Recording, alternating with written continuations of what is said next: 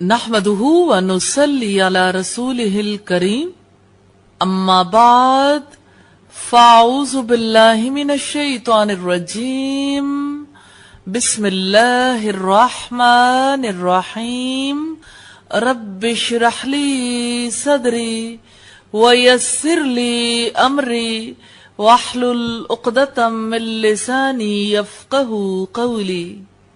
اللہ تعالیٰ کا نام ہے الوہاب۔ یہ 3 مواقع پر قرآن حکیم میں آیا ہے۔ ایک تو یہی دعا ہے سورہ ال عمران کی آیت نمبر 8 میں، ربنا لا تزغ قلوبنا بعد اذ ہدیتنا وہب لنا من لدنک رحمہ انک انت الوہاب۔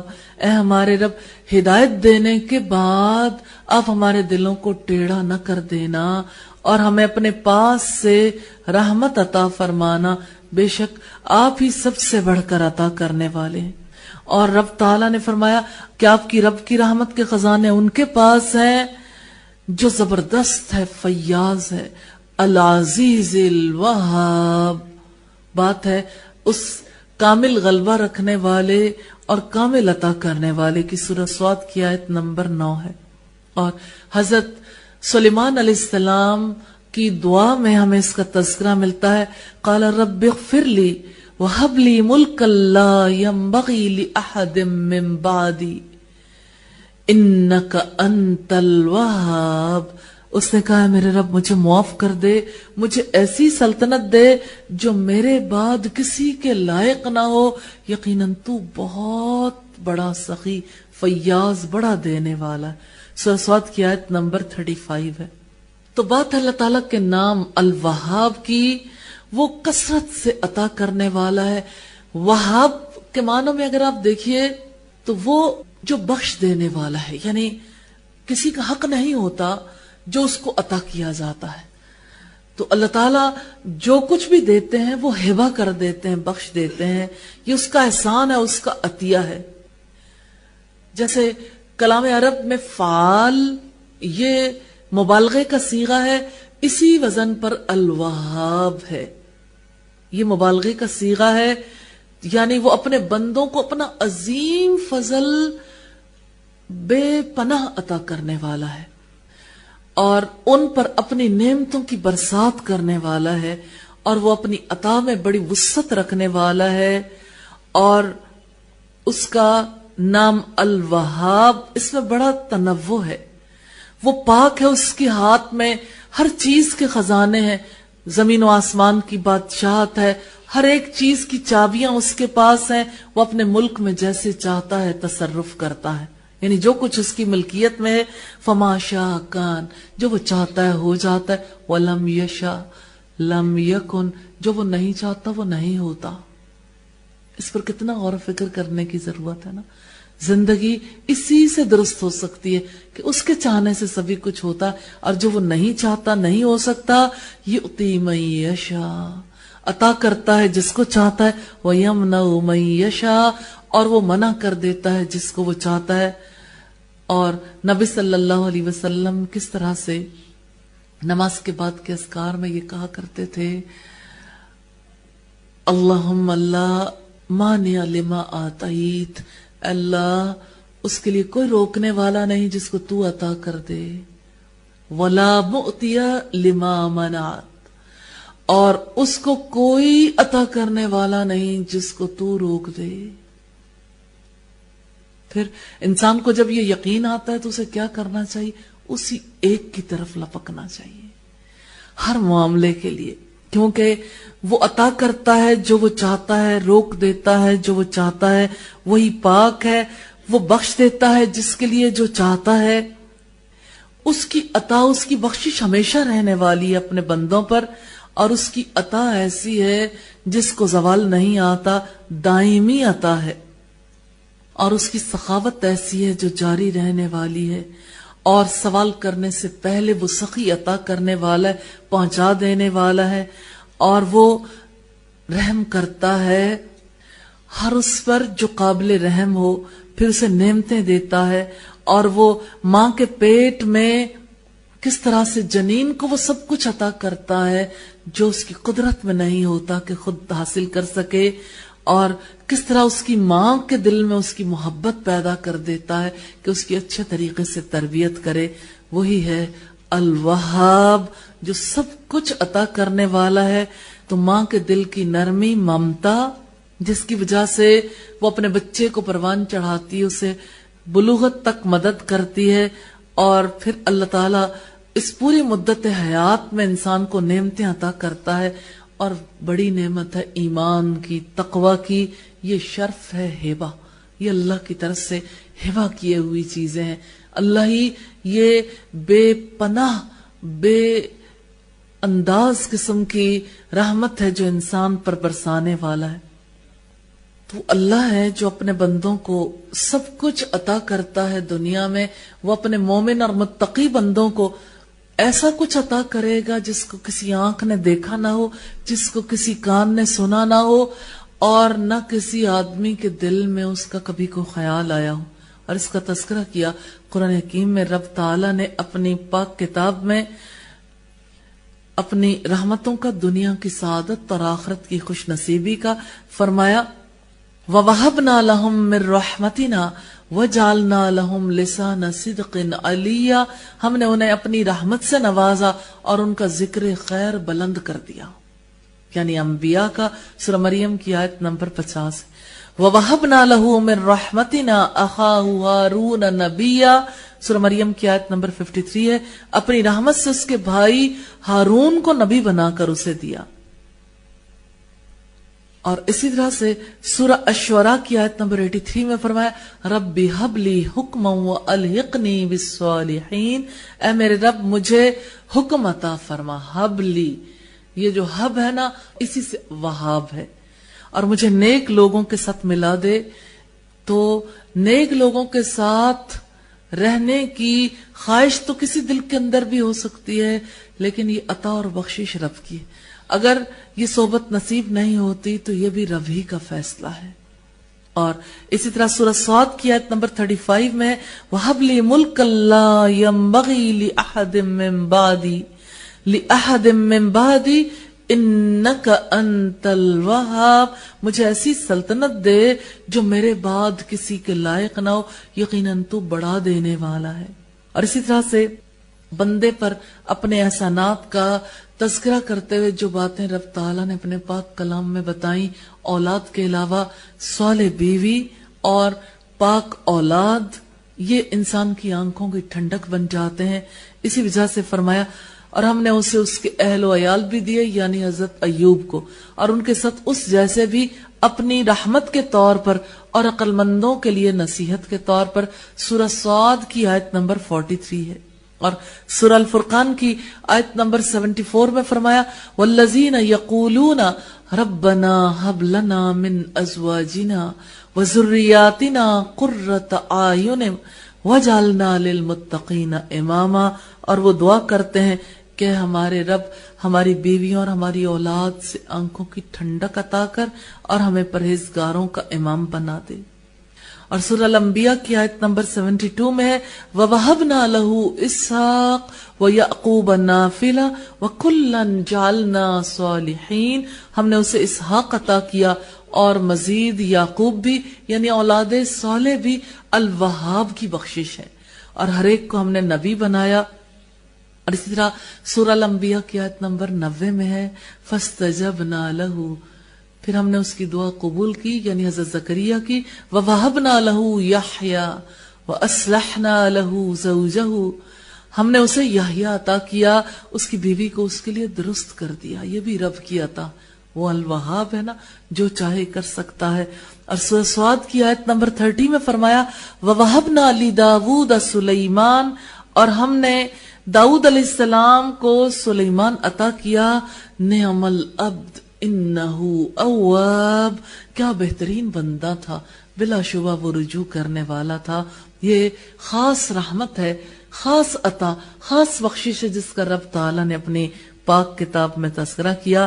اور یہ مختلف قسم کے تحفے ہیں، عطا ہے اللہ کی. وہ مالک ہے، جو چاہے کر سکتا ہے، اختیار رکھتا ہے. اسی لیے اس نے فرمایا للہ ملک السماوات والارض. اللہ ہی کے لیے ہے آسمانوں اور زمین کی بادشاہت، یخلق ما یشاء، چاہتا ہے وہ پیدا کرتا ہے، جس کو چاہتا ہے بیٹے دیتا ہے، جس کو چاہتا ہے بیٹیاں دیتا ہے، جسے چاہتا ہے لڑکے لڑکیاں ملا کر دیتا ہے، جسے چاہتا ہے بے اولاد رکھتا ہے۔ یقیناً بڑا جاننے والا، خوب قدرت رکھنے والا ہے۔ سورہ شورى کی آیات ہیں 49 اور 50۔ تو یہاں سے ہم نے دیکھا اولاد صالح کا وجود ماں باپ کے لیے اللہ کی بہت بڑی رحمت، بخشش اور عطا ہے، اور اللہ جو چاہے کرنے والا ہے اپنی تدبیر سے، اس کا کوئی شریک نہیں۔ جو وہ چاہتا ہے ہوتا ہے، جو وہ نہیں چاہتا نہیں ہوتا۔ جس کو چاہتا ہے عطا کرتا ہے، جس سے چاہتا ہے روک لیتا ہے، جس کو چاہتا ہے بیٹے دیتا ہے، جس کو چاہتا ہے بیٹیاں دیتا ہے، جس سے چاہتا ہے اولاد ہی روک لیتا ہے۔ وہ علیم ہے، وہ قدیر ہے، وہ علم رکھتا ہے، پوری طرح قادر ہے، سب کچھ کر سکتا ہے۔ تو یہ اللہ ہی کی تقسیم ہے، بیٹے دے دے، بیٹیاں دے دے، یا بیٹے بیٹیاں مکس، یا کچھ بھی نہ دے۔ یعنی ہر ایک کو اولاد کے حوالے سے 4 قسم میں سے کسی ایک صورتحال میں رہنا ہوتا ہے۔ تو اللہ کے احسانات میں سے بہت بڑا احسان ہے کہ انسان کو اولاد نصیب ہو اور وہ صالح ہو۔ تو اس الوہاب کی تعریف کرنے کی ضرورت ہے جس نے ساری نعمتیں عطا کی، جیسے حضرت ابراہیم علیہ السلام نے دعا کی تھی، الحمدللہ الذی وہب لی علی الکبر اسماعیل و اسحاق۔ تمام تعریف اللہ کے لیے ہے جس نے بڑھاپے کے باوجود مجھے اسحاق اور اسماعیل دیے۔ یقیناً میرا رب دعا سننے والا ہے۔ یہ سورہ ابراہیم کی آیت نمبر 39 ہے۔ اور بڑی پیاری بات ہے جو الحمد کے حوالے سے ہمارے اسلاف نے کہی کہ اللہ کی حمد کرنے کے لیے بھی اس کی حمد کی ضرورت ہے، اس سے طلب کرنے کی ضرورت ہے۔ اور ابن ابی دنیا نے اپنی کتاب الشکر میں تحریر کیا، والیوم 7 پیج 99 پہ، بکر بن عبداللہ المزنی سے کہتے ہیں، کوئی بندہ اس وقت تک الحمدللہ ہرگز نہیں کہہ سکتا جب تک کہ اللہ توفیق نہ دے، اور کسی بندے کو اللہ تعالیٰ نعمت دیتا ہے تو اس پر شکر کرنا واجب کر دیتا ہے۔ تو یہ اس نعمت کی جزا ہے کہ ایک انسان الحمدللہ کہے، پھر وہ دوسری آ جاتی ہے اور اللہ کی نعمتیں ختم ہونے والی نہیں۔ امام شافعی کہتے ہیں، الحمدللہ الذی، شکر ہے اللہ کا، تعریف اللہ کے لیے جس کی نعمتوں کا شکر ادا نہیں ہو سکتا، کیونکہ وہ نعمت دیتا ہے، انسان شکر ادا کرتا ہے، وہ اور نعمت دیتا ہے، انسان شکر ادا کرتا ہے اور وہ اور نعمت دے دیتا ہے، اور یہ سلسلہ ساری زندگی چلتا رہتا۔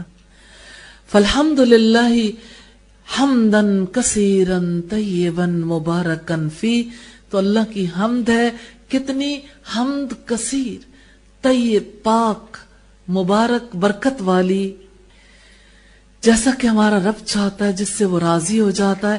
ایسی حمد جو کبھی منقطع نہ ہو، اور وہ حمد جو کبھی فنا نہ ہو، کبھی پرانی نہ ہو۔ لہ الحمد والشکر، اسی کے لیے حمد ہے اور اسی کے لیے شکر ہے، اور اس کا شکر ہے کہ وہ عطا کرنے والا ہے، اور شکر اسی کے لیے ہے، تعریف اسی کے لیے ہے کہ جو دے کر انسان کو سکھاتا ہے کہ آپ ان نعمتوں کا حق کیسے ادا کرو گے۔ وہ دیتا ہے اور دینے والا سخی ہے، جتلاتا نہیں ہے، چاہتا ہے کہ انسان نعمتوں کا حق ادا کرے۔ اللہ تعالی ہمیں حق ادا کرنے والوں میں شامل فرما لے۔ اللہ تعالیٰ کے اسم الفتاح کو دیکھیں گے، اس نے فرمایا اللہ تعالیٰ جس رحمت کا دروازہ لوگوں کے لیے کھول دیتا ہے اسے کوئی روکنے والا نہیں۔ تو وہ ایسا الفتاح ہے، ایسا کھولنے والا ہے کہ اس کے آڑے کوئی نہیں آ سکتا، اس کے راستے کی رکاوٹ کوئی نہیں بن سکتا، کوئی اس کی نگرانی نہیں کر سکتا، کوئی اس کے حکم کو ٹالنے والا نہیں، اور جسے وہ روک دیتا ہے پھر اس کے بعد کوئی بھیجنے والا نہیں، اور وہ زبردست ہے، حکمت والا ہے۔ سورہ فاطر کی آیت نمبر 2 ہے۔ حافظ ابن قیم نے اس نام کے حوالے سے بیان کیا ہے کہ الفتاح اس کے اسماء میں سے، اور الفتح کے دو اوصاف ہیں. فتح کا ایک مطلب ہے حکم، اور وہ ہمارے معبود کی شریعت ہے، اور دوسرا الفتح ہے جو اپنی تقدیر کی وجہ سے اسباب کو کھولنے والا ہے. تو ہمارا رب فتح ہے انہی دو اعتبار سے کہ وہ عدل کرنے والا، احسان کرنے والا، الرحمن ہے. شیخ عبد الرحمن بن سعدی نے انہی اشعار میں جو حافظ ابن قیم کے اشعار ہیں ان کی شرح میں کہا کہ جہاں تک فتح کا تعلق ہے وہ فیصلہ کرنے والا، المحسن احسان کرنے والا، الجواد سخاوت کرنے والا، اور اس کے فتح ہونے کے دو قسمیں ہیں. ایک یہ کہ وہ اپنی حکمت سے اپنے دین کو لوگوں کے سامنے کھول دیتا ہے، اور اس کا حکم ایسا ہے جس کی جزا ہے یعنی بدلہ ہے. اور دوسرا الفتح ہے جو اس کے تقدیری حکم کے حوالے سے ہے، تو وہ اپنے حکم سے دین کو، شریعت کو کھول دیتا ہے، یعنی رسولوں کے توسط سے جس کی انسانیت محتاج ہوتی ہے وہ رہنمائی فرما دیتا. وہ جس کو چاہے ہدایت کا راستہ دکھا دے، اس کے لیے ہدایت کا راستہ کھول دے، جس کو چاہے صراط مستقیم پر چلا لے. اور جہاں تک اس کے الفتح ہونے کا تعلق ہے تو اس کا یہ کھول دینا جزائی بھی ہے. یہ انبیاء کے درمیان اور ان کے مخالفین کے درمیان ہونے والا معاملہ ہے. جیسے اللہ تعالیٰ کے دوست ہیں اور اس کے دشمن ہیں، اللہ اپنے دشمنوں اور دوستوں کے درمیان فرق واضح کر کے رہتا.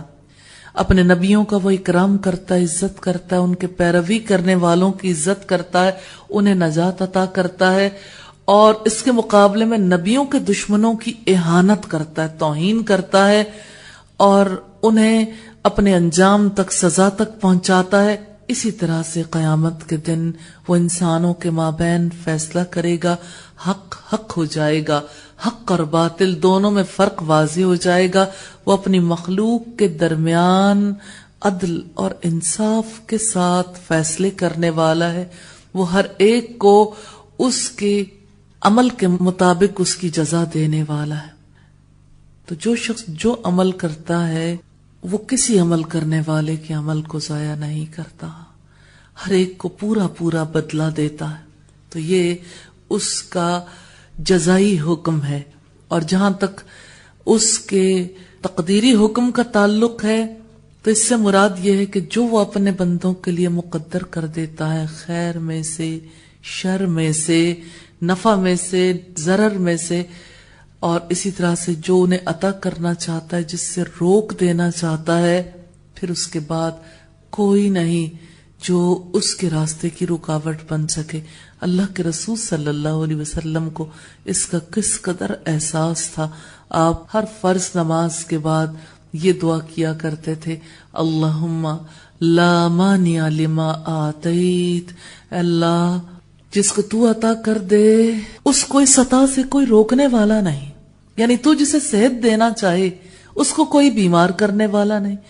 ولا مؤتی لما منعت، جس سے تو روک دے اس کو کوئی عطا کرنے والا نہیں، اور جس کو تو عطا کر دے تیری عطا کو کوئی روک دینے والا نہیں ہے. مراد یہ کہ اللہ تعالی ہر ایک کو جو کچھ پہنچانا چاہتا ہے اپنی تقدیر سے وہ پہنچا سکتا ہے، اس کے راستے کی کوئی رکاوٹ نہیں.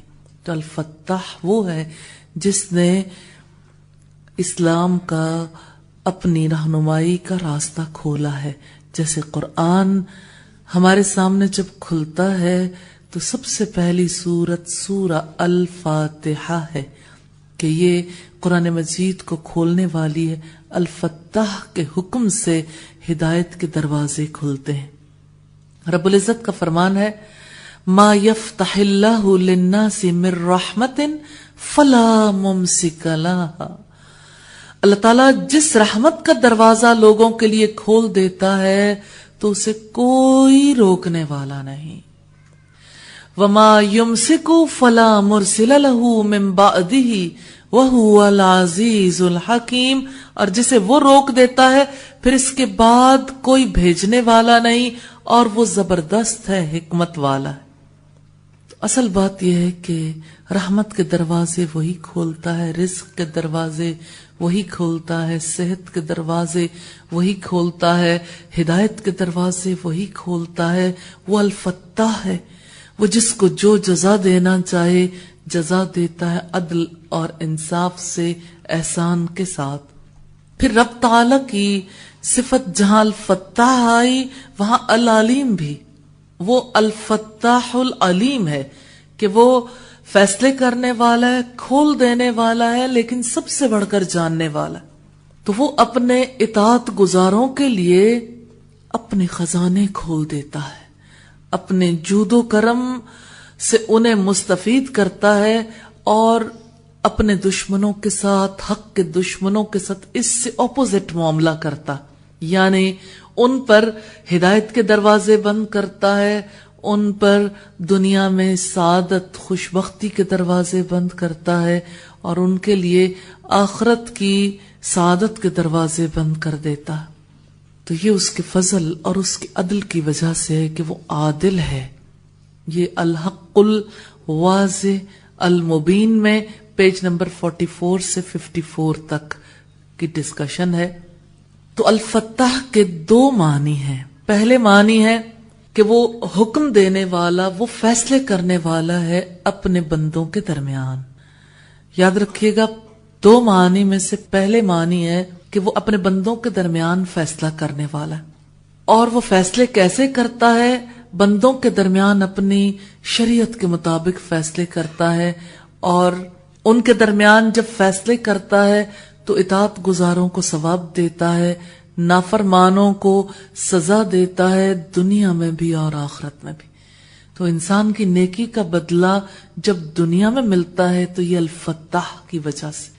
انسان کو جب اپنی برائی کا بدلہ دنیا میں ملتا ہے تو الفتاح کی وجہ سے، کیونکہ جو برائی کی طرف لپکتا ہے اس کے لیے برائی کے دروازے کھل جاتے ہیں۔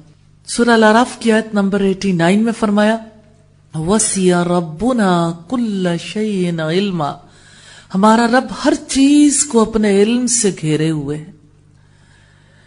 عَلَى اللَّهِ تَوَكَّلْنَا، اپنے اللہ پر ہم نے بھروسہ کیا۔ رَبَّنَا افْتَحْ بَيْنَنَا وَبَيْنَ قَوْمِنَا بِالْحَقِّ، اے ہمارے رب ہمارے اور ہماری قوم کے درمیان حق کے ساتھ فیصلہ کر دے۔ وَأَنْتَ خَيْرُ الْفَاتِحِينَ، اور تو بہترین فیصلہ کرنے والا ہے۔ تو جہاں تک پہلی آیت کا تعلق ہے تو قیامت کے دن وہ اپنے بندوں کے درمیان فیصلہ کرے گا، اور یہ فیصلہ دنیا کے اعمال کے مطابق ہوگا۔ جس نے حق کی مدد کی ہوگی، حق کا ساتھ دیا ہوگا، اللہ تعالیٰ اس کے لیے جنت کے دروازے کھولے گا، اور جس نے حق کا راستہ روکا ہوگا اللہ اس کے لیے جنت کے دروازے بھی بند کر دے گا۔ تو اللہ تعالیٰ کا یہ فیصلہ ہے کہ اس نے اہل باطل کو ذلیل کر کے رکھنا ہے، اور انہیں ان کے مقام تک، ان کے عبرتناک انجام تک پہنچا کے رہنا ہے۔ اور دوسرے اعتبار سے دیکھیں تو وہ اپنے بندوں کے لیے سارے بھلائی کے دروازے کھولتا ہے۔ مثلا علم کا دروازہ وہ کھولتا ہے، اچھی مجالس کا دروازہ کھولتا ہے۔ پھر اب دیکھیے کہ اللہ اپنی کتاب کو ایسے لوگوں کے لیے کھول دیتا ہے، اس کے معنی، اس کے مفہوم کو۔ پھر اسی طرح سے ایک انسان کے سینے کو وہ حق کے لیے جب کھولتا ہے تو دین کی دعوت کے لیے، جہاد فی سبیل اللہ کے لیے، حتیٰ کہ اپنی جان، اپنے خون کا آخری قطرہ بہانے کے لیے بھی دل کے دروازے کھول دیتا۔ تو وہ الفتاح ہے، وہی سارے بھلائی کے دروازے کھولتا۔ جیسا کہ ہم نے پہلے دیکھا، رب تعالیٰ نے فرمایا ما یفتح اللہ للناس من رحمت فلا ممسک لها، اللہ تعالیٰ جس رحمت کا دروازہ لوگوں کے لیے کھول دیتا ہے اسے کوئی روکنے والا نہیں ہے۔ تو اللہ تعالیٰ دین اور دنیا کے منافع لوگوں کے لیے کھول دیتا، اپنے لطف و کرم سے، اپنی خاص عنایت سے وہ دلوں کے دروازے، دلوں کے لگے ہوئے تالے کھول دیتا۔ رب العزت جیسے قرآن حکیم میں سوال کرتے ہیں افلا یتدبرون القرآن، کیا وہ قرآن میں غور و فکر تدبر نہیں کرتے؟ ام علی قلوب اقفالها، یا ان کے دلوں پر تالے پڑے ہوئے؟ دل پر تالا کیسے لگ جاتا ہے؟ یہ نافرمانیوں گناہوں کی وجہ سے تالا لگ جاتا ہے. پھر اس تالے کو کون کھولتا ہے؟ اللہ تعالیٰ ہی اپنے خاص فضل و کرم سے، اپنے لطف و کرم سے کھول دیتا ہے جب بندہ توبہ استغفار کرتا ہے. پھر اللہ تعالیٰ اپنی معرفت کے دروازے کھول دیتا ہے اور ایمان کے حقائق کو کھول دیتا ہے، جس کی وجہ سے ہر بندے کو اپنے حالات صحیح صحیح دکھنے لگ جاتے ہیں. اور پھر اللہ تعالیٰ سیدھا راستہ ایسے لوگوں کے لیے کھول دیتا ہے اور پھر ہدایت کے راستے پہ جمائے رکھتا ہے. دیکھیے سم ٹائمز ایسا ہوتا ہے کہ انسان ہدایت کے راستے پہ آ جاتا ہے، ایک ایک قدم چلنا دو بھر ہو جاتا ہے، شیطان اتنا دو بھر کر دیتا ہے کہ آگے جانا انتہائی ڈیفیکلٹ اور پیچھے پھسلنا بہت آسان.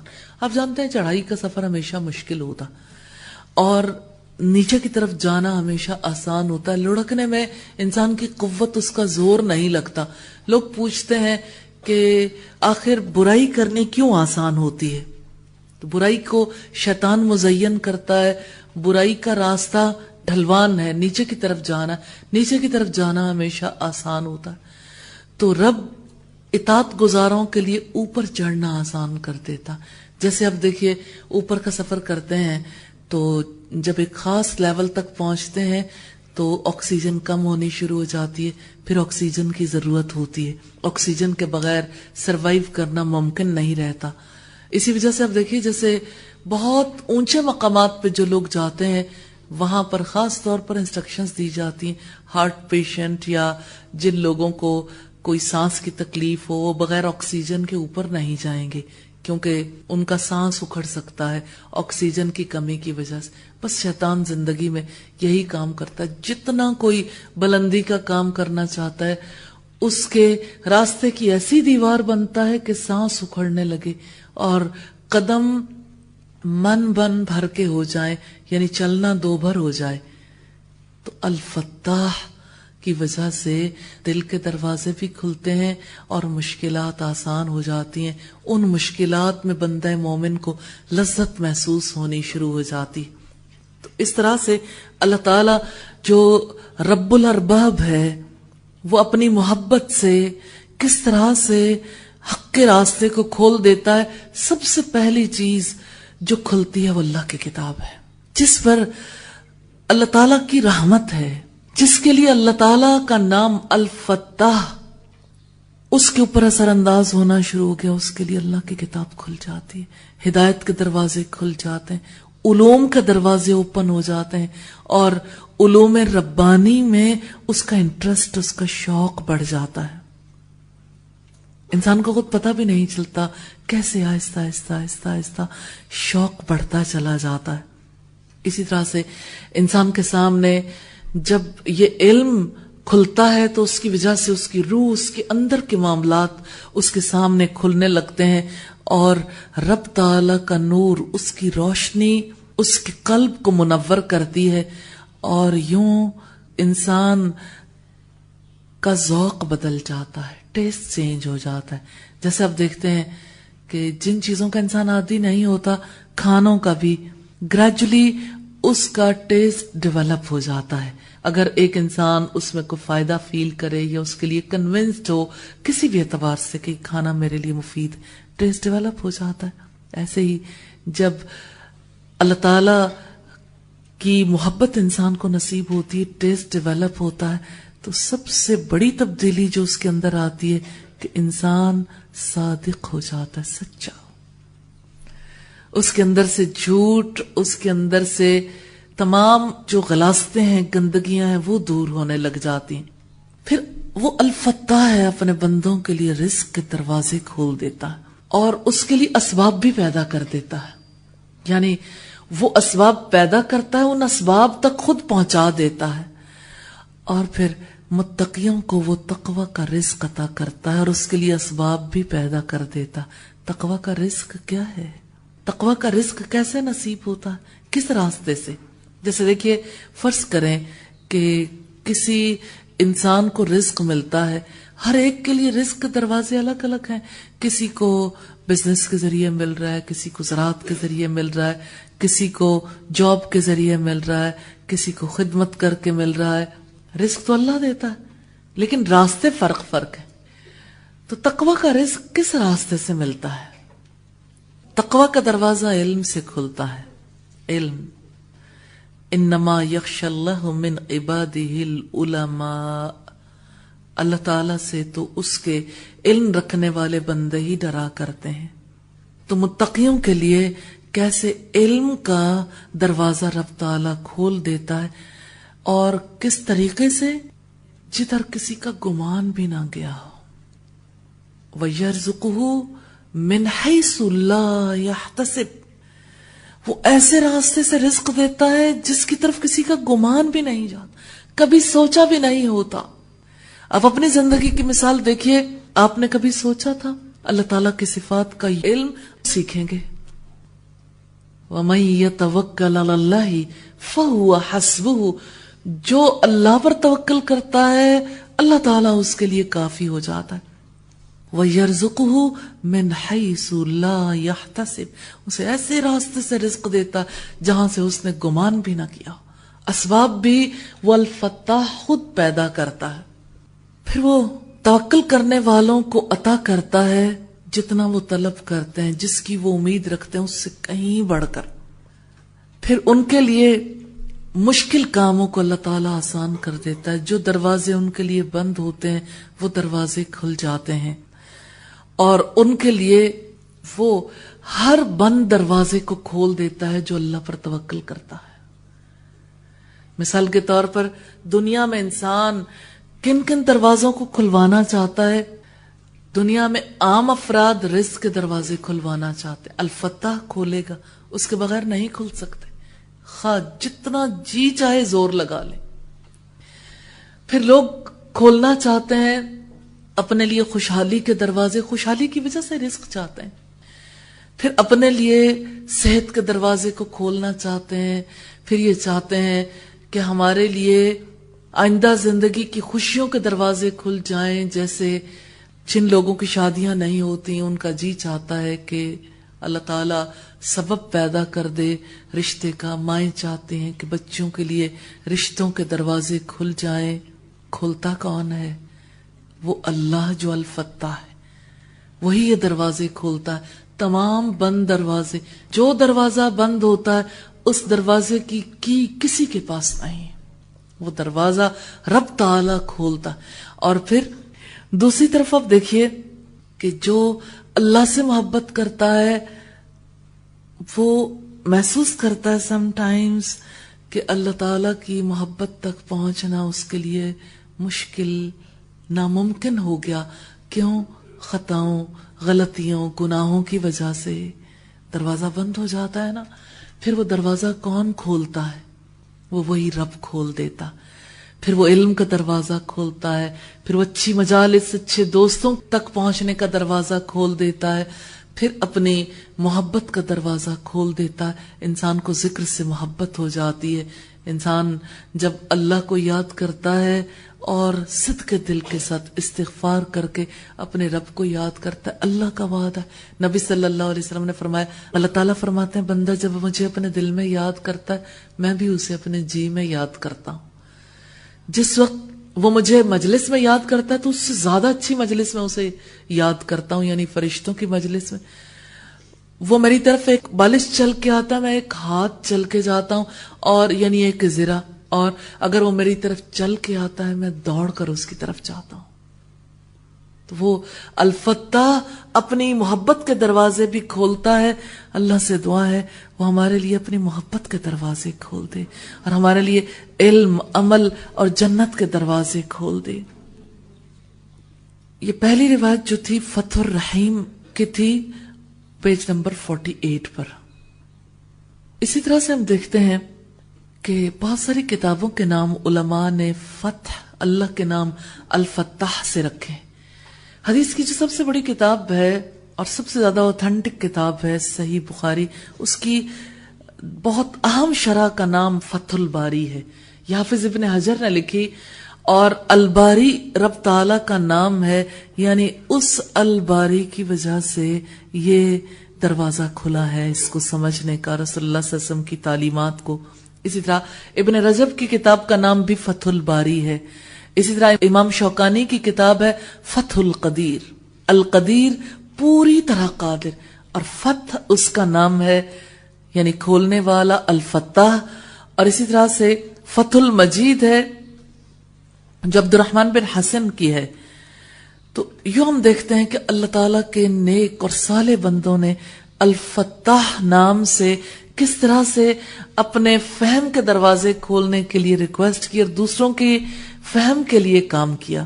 تو سارے ہی رسول اسی طرح سے رب کی رحمت کے دروازے کھلواتے رہے۔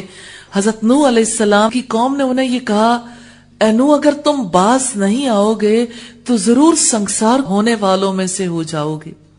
تو نوح نے کہا، اے میرے رب یقیناً میری قوم نے مجھے جھٹلا دیا۔ پھر اللہ تعالیٰ نے نوح علیہ السلام کے لیے سلامتی کے اور قوم کے غرق ہونے کے دروازے کھول دی۔ جب آسمان کا دروازہ کھلا بیک وقت نوح علیہ السلام کے لیے وہ سلامتی کا دروازہ تھا۔ جب بارش ہوئی، جب زمین کے دروازے کھلے، زمین نے پانی اگلا، حضرت نوح کے لیے سلامتی کا راستہ اوپن ہو رہا تھا، لیکن جھٹلانے والوں کے لیے غرق ہونے کا راستہ۔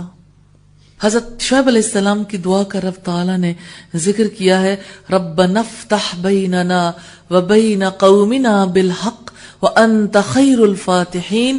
اے ہمارے رب، ہمارے اور ہماری قوم کے درمیان حق کے ساتھ فیصلہ کر دے، تو بہترین فیصلہ کرنے والا ہے۔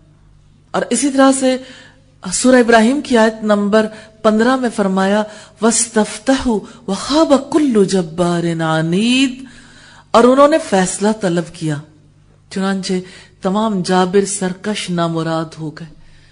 اور اب دیکھیے ایک فیصلہ تھا جو ابو جہل نے طلب کیا تھا جس وقت ان کا قافلہ، ان کا لشکر روانہ ہو رہا تھا رسول اللہ صلی اللہ علیہ وسلم سے پہلا مقابلہ کرنے کے لیے۔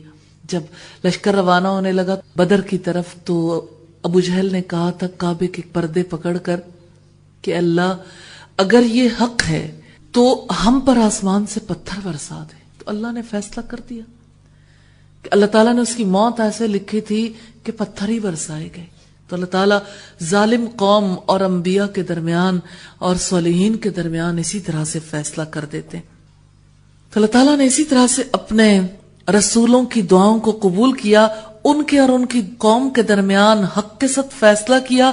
پھر اللہ کی مدد مومنوں اور انبیاء کے لیے آئی، اور ان کے دشمن یعنی کافر، ظالم اور زیادتی کرنے والے ہلاک ہو گئے۔ تو یہ اللہ کے کھول دینے کی وجہ سے ہوگا کہ قیامت کے دن اللہ اپنے بندوں کے درمیان فیصلے کرے گا جس میں وہ اختلاف کرتے رہے۔ اور اسی طرح سے اللہ الفتاح العلیم ہے، یعنی وہ کھولنے والا، علم رکھنے والا ہے، یعنی وہ جو فیصلے کرتا ہے لوگوں کے درمیان تو اس انداز سے کہ صادق اور کاذب یعنی سچا اور جھوٹا الگ الگ ہو جاتے ہیں، جو حق پر ہوتا ہے جو باطل پر ہوتا ہے وہ دودھ کا دودھ پانی کا پانی کر دیتا ہے، جو ثواب کا مستحق ہوتا ہے اسے ثواب تک پہنچا دیتا ہے، جو نقصان یعنی گناہ کا اور عذاب کا مستحق ہوتا ہے اسے عذاب تک پہنچا دیتا ہے۔